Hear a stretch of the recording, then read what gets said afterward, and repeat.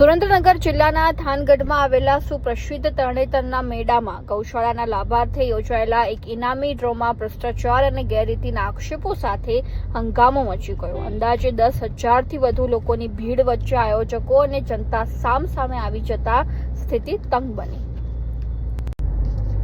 ગૌશાળા અને આશ્રમના નામે ડ્રો નહીં થતા લોકોએ નાયબ કલેક્ટરને ફરિયાદ કરી। લકી ડ્રોના નામે કરોડોનું કૌભાંડ સામે આવતા નાયબ કલેક્ટર એચ.ટી. મકવાણા અને સામે કડક કાર્યવાહી માટે આદેશ કર્યો, જેમાં લકી ડ્રોના નામે કૌભાંડ આચરનાર હીરાભાઈ ગ્રામભડિયા, લગધીર કારોલિયા, સુરેશ ચરવરિયા, મેરાભાઈ ડાભી અને નરસિંહભાઈ સોલંકી, રમેશ ચેચરિયા 6 આયોજકો વિરુદ્ધ ગુનો નોંધી ધરપકડનું વોરંટ ઇસ્યુ કરવામાં આવ્યું અને પોલીસ વિભાગને તાત્કાલિક ધોરણે ધરપકડ કરી કાયદેસરની કાર્યવાહી કરવા આદેશ કર્યો છે। પોલીસે સમગ્ર મામલે આરોપીઓને ઝડપી પાડવા માટે ચક્રો ગતિમાન કર્યા।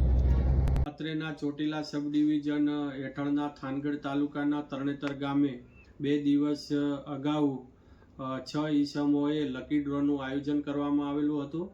ધ લોટરીઝ રેગ્યુલેશન એક્ટ 1998 મુજબ ગુજરાતની અંદર આવા લોટ કરવા, ડ્રો કરવા, લકી ડ્રો કરવા જેવી જે પ્રવૃત્તિઓ છે સંપૂર્ણ પ્રતિબંધ છે। તેમ છતાં પણ 6 થી 7 ઈસમો દ્વારા આ લકી ડ્રોનું આયોજન કરવામાં આવેલું હતું, જેમાં લાખો ટિકિટો છે એ ટિકિટોની વેચણી કરવામાં આવી હતી અને કરોડો રૂપિયા છે ઉઘરાવવામાં આવેલા હતા।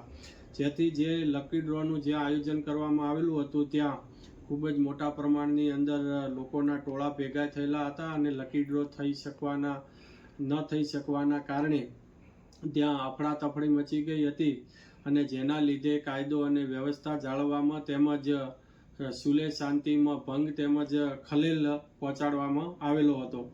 જેથી કરીને આ જે લકી ડ્રો કરાવનાર ઈસમો છે હીરાભાઈ જે ગ્રામભડિયા રહે નાના માત્રા તાલુકો વિંછિયા, લગધીરભાઈ કે કારોલિયા રહે કાનપર તાલુકો થાનગઢ, સુરેશભાઈ આર ઝરવરિયા નવાગામ તાલુકો ચોટીલા, મોરાભાઈ એસ ડાભી ચિત્રાખાડા તાલુકો વાંકાનેર, નરસિંહભાઈ ડી સોલંકી વિજળિયા તાલુકો થાનગઢ અને રમેશભાઈ સી જેજરિયા રહે અભેપર તાલુકો થાનગઢ। આ તમામે તમામ 6 ઈસમોએ જે કૃષ્ણ ગૌશાળા તથા અંશોયા આશ્રમના લાભાર્થે આ લકી ડ્રો કર્યો હોવાનો વિગતો સામે આવી છે।